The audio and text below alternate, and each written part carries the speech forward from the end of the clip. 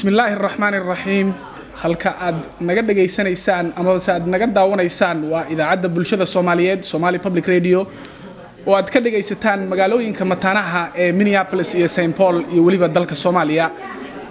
waxa laga joogaa muddo dhan sanad iyo bar xilligii 437 xildhibaan ee codkooda kalsoonida ku siiyeen ra'iisul wasaare Cabdiwali Maxamed Cali Gaas. xilligaasi xaaladda Soomaaliya ayaa ahayd mid aad u cakiran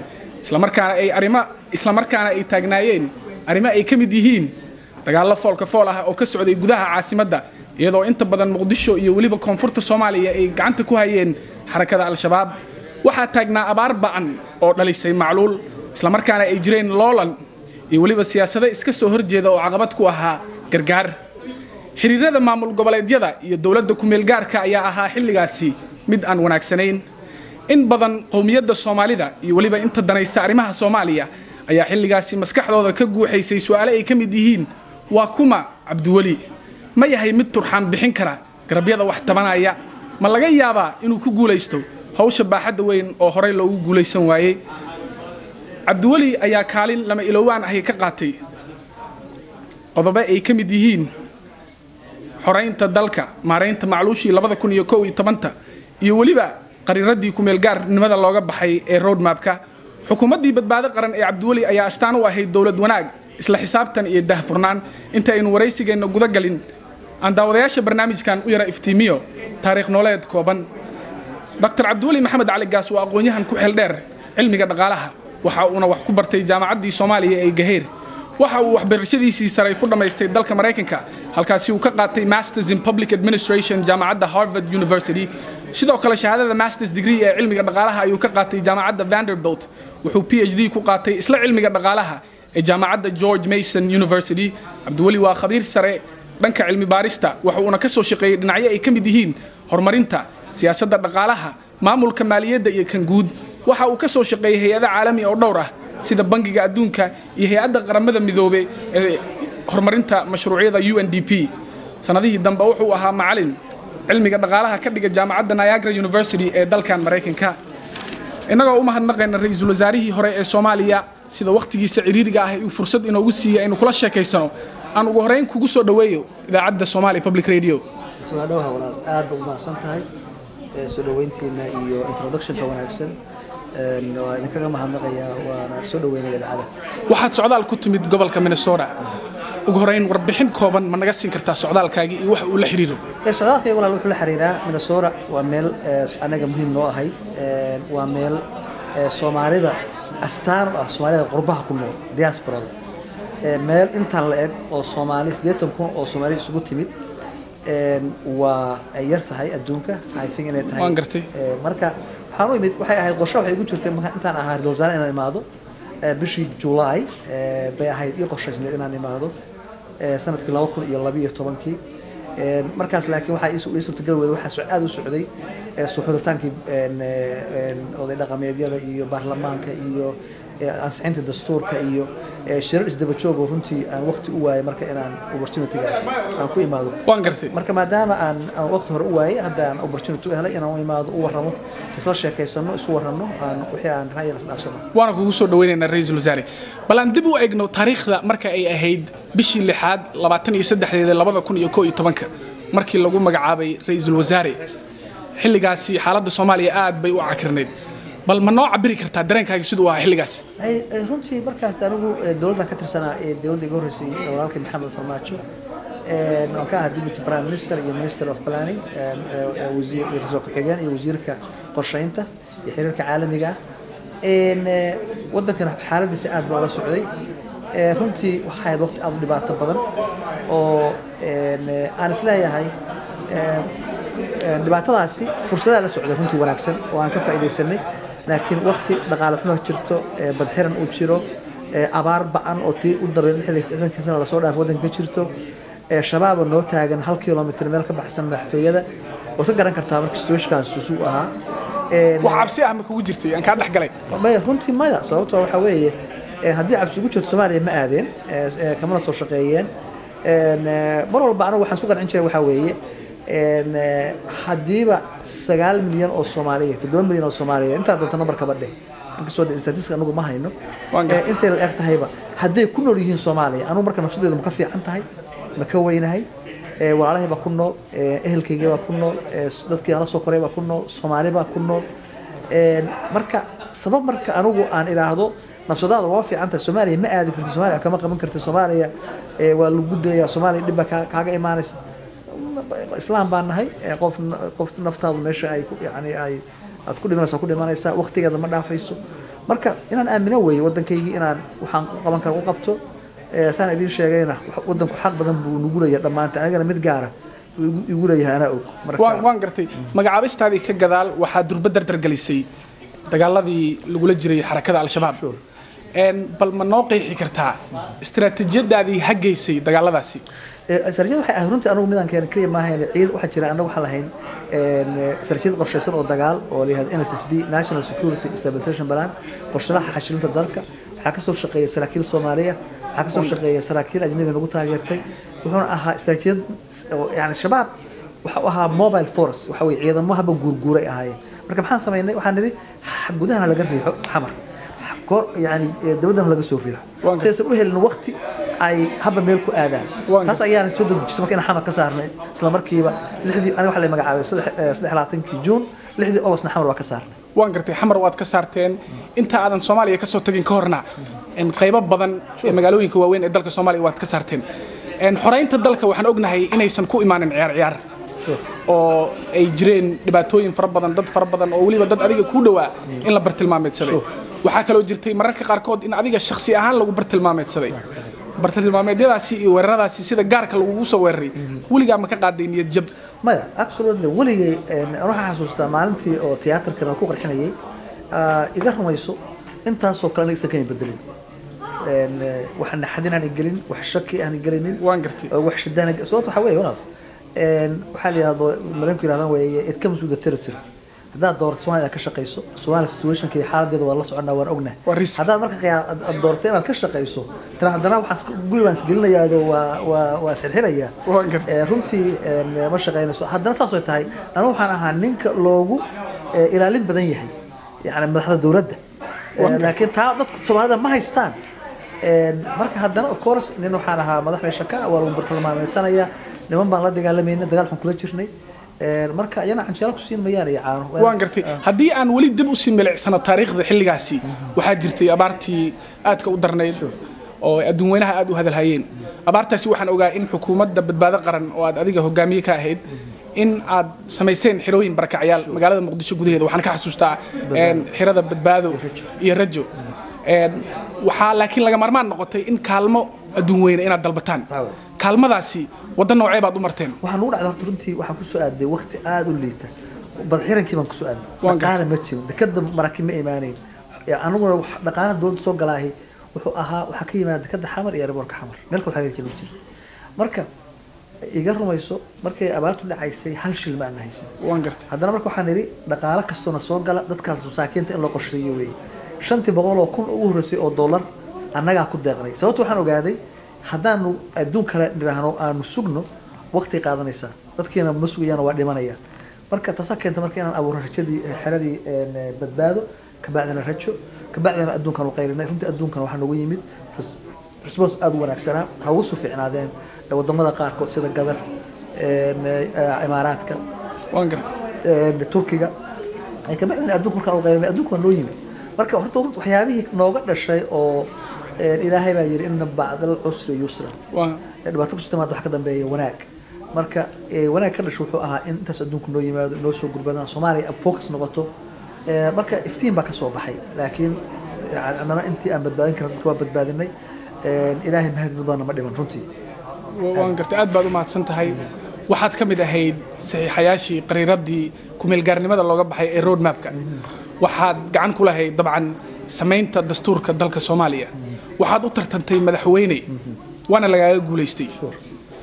maadaama aad goob joog ahayd doorashadaasi ma la oran karay adiga ma kula ahayd mid hufan dabcan fiiri wadan waxaan ahay soo koraya wadan waxaan ahay dib badan ka jirtay anigu wax kasto yani shakhsiga waxa ka muhiimsan isbedel inuu yimaado wadanka waxaanu isbedelkan anigu doonayo weeye oo ahayd Soomaaliya imagekeedu isbedelo aragtideedu isbedesho nabadgelyada securityga isbedesho dhaqanka iyo cultureka dowladnimadu isbedelo ilaa xadna waan bedelnay runtii marka tayada yani shakhsiga inay hirgasho inay hirgelin waxaa ka weyn taas kale oo weyn mar walba waxaan isku qalan jiray waxaa weeye haddii mar walba wax kastoo aad qabanayso aad ka eegto dantaada gaarkaa waxay u badan tahay danta gaarkaa inaad helin taa danta guudna ay dhunto laakiin mar walba haddaad ka eegto wax walba samaynayso danta guud marka waxaa dhici karta danta guud inay fusho taada gaarkaana ay fusho waan gartay marka ma ahayd mid hufan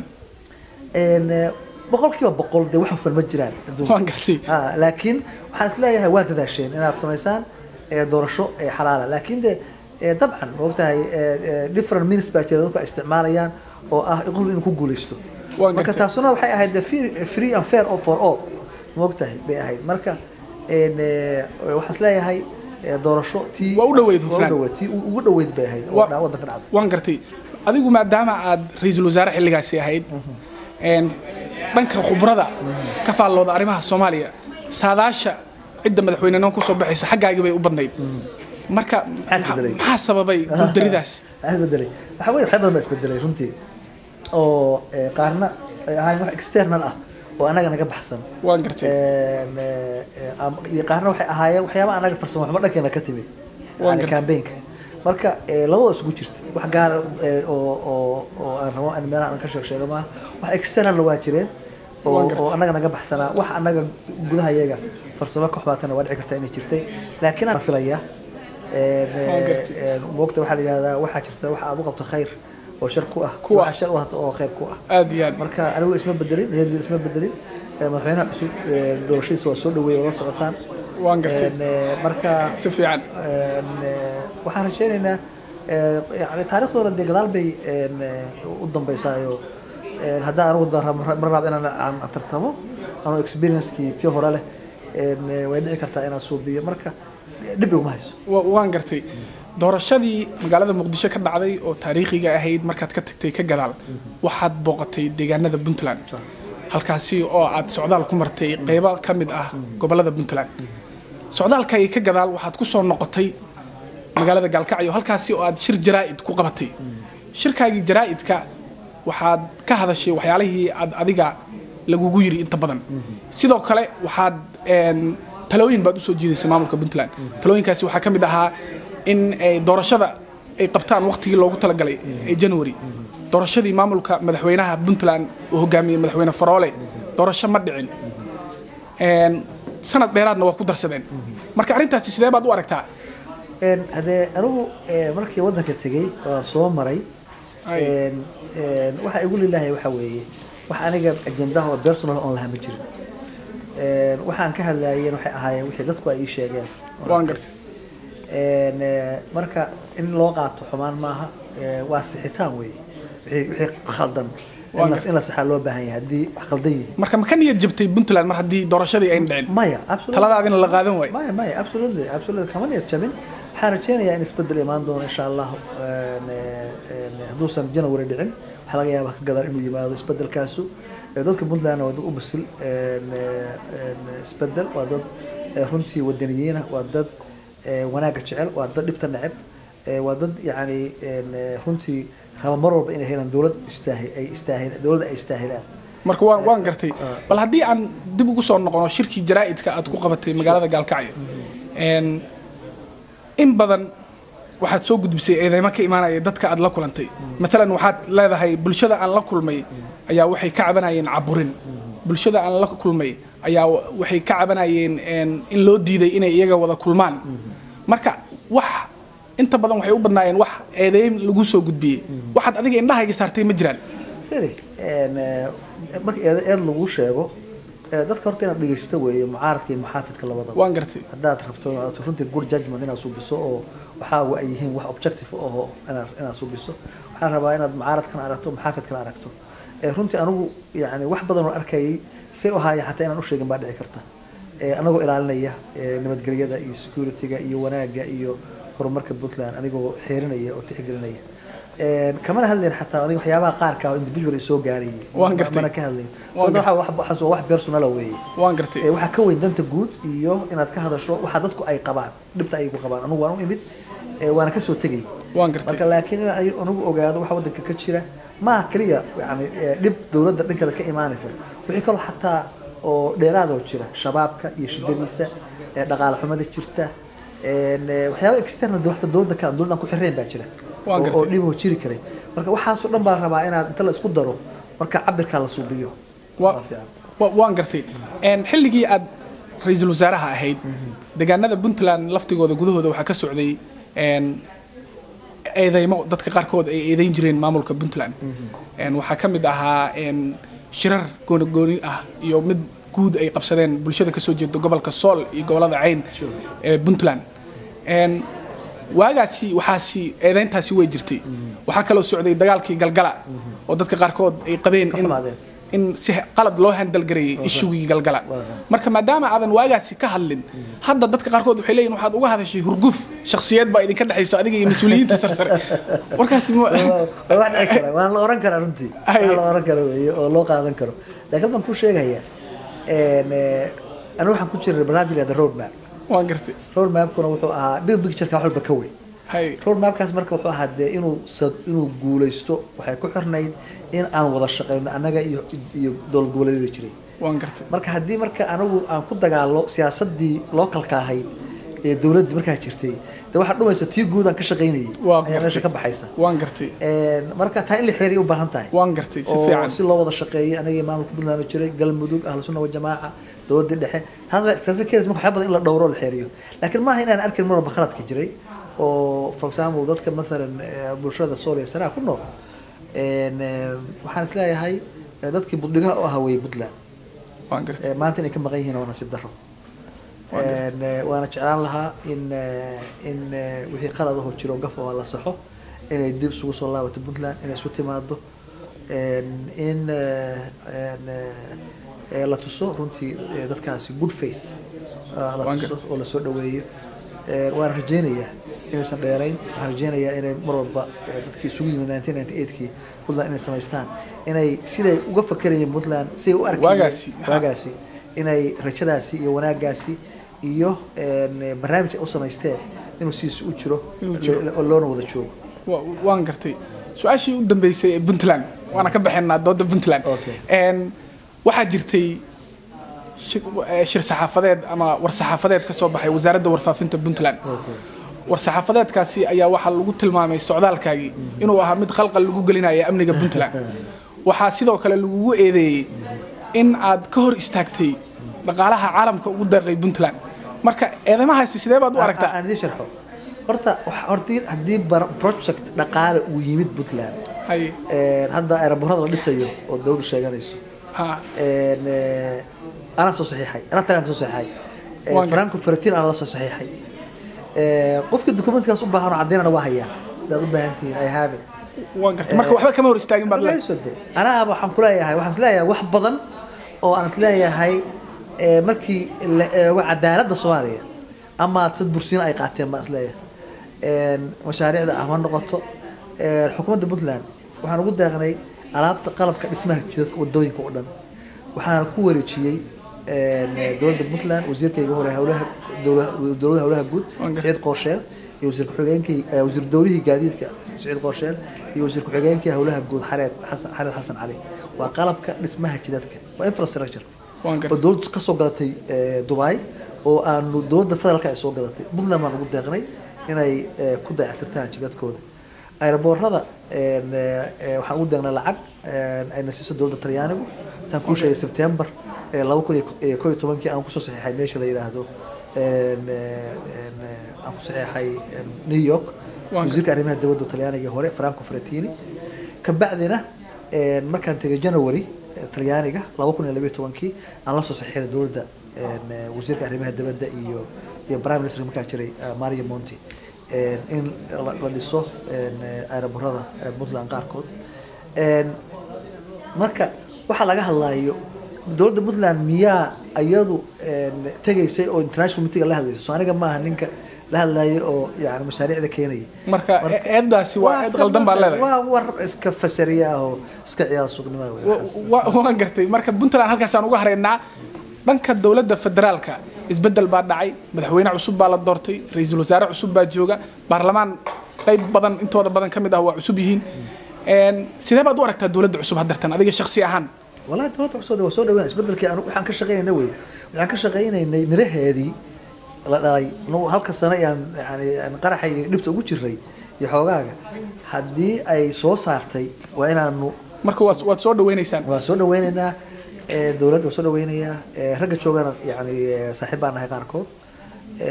qaarkood asxaab baan nahay qaarkood yani dawladda ku wada jirnay qaarkood wasiirada dawladda hore ka wada ahayn marka waxaa soo dhani waa weeye waxay keenaysaa inaan marka soo dhaweeyo support gareeyo waxay talo iga baahan yihiin aan siiyo haddii wax khalad jiraan aan u sheego xataa aan saxo oo la hadlo marka aanan waxba aan kala baqayn marka haddaan uu soo bixi waayo micnaheedu maaha wixii meesha ka soo baxay kama soo horjeedi baa laba marka madaxweyne xasan sheekh maxamuud ayaa socdaal dhawaanahan ku marayay dalal badan oo reer galbeed ah khibrada indha arrimaha Soomaaliya ayaa arrimahaasi ku micneeyay inay guul weyn u soo hooyatay dalka Soomaaliya sidoo kale waxa uu madaxweynaha dalka Soomaaliya kala kulmay meelo badan uu tagay dibadbaxayaal ka soo horjeeda isaga mar aan aniga shakhsi ahaan mikrofoonka la dhax qaatay dibadbaxayaasha magaalada Minneapolis ayaa madaxweynaha waxay ku eedeynayeen inuu ku tuntay dastuurka dalka Soomaaliya isla markaana uu gees maray nidaamkii federaaliga lagu soo doortay adiga shakhsi ahaan haddii bannaanbaxayaashaasi ay ku weydiin lahaayeen madaxweynuhu ma ku tuntay dastuurka ma gees maray federaalka sidee baad uga jawaabi lahayd waxa uu sheegay horta is too early waxa la sheegay fiiri dawladda afar bilood bay jirtaa markaan waxaas leeyahay waqti hala siiyo time hala siiyo federaalka cidna kuma tuban karto federaalku waa wax lagu heshiiyey anugu ma aan keenin 9 sano ka hor baa arta lagu heshiiyey arta maahan imbigaati lagu heshiiyey in dawladda federaal la qaato waan ka soo horeysay tii Djibouti lagu soo dhisay waxay ahayd dawladda federaalka TNG transitional national government tii imbigaatina waa lagu heshiiyey waxa la yiraahdo waxaan qaadana transitional federal government dawladda waxaan noqonaynaa federaal waxaa ku heshiiyey warlordskii joogay markaas waxaa ku heshiiyey maamuladii jiray waxaa ku heshiiyey civil society jiray international community kullu waa lagu heshiiyey marka waxa hadda debate ku jira ma federal ma noqonaa mise ma ahin ta dood kama taalo cid dood keen kartaana ma jirto laakiin waxa la sugayaa waxa weeye maxaa awoodaho ay dawladdu leedahay yani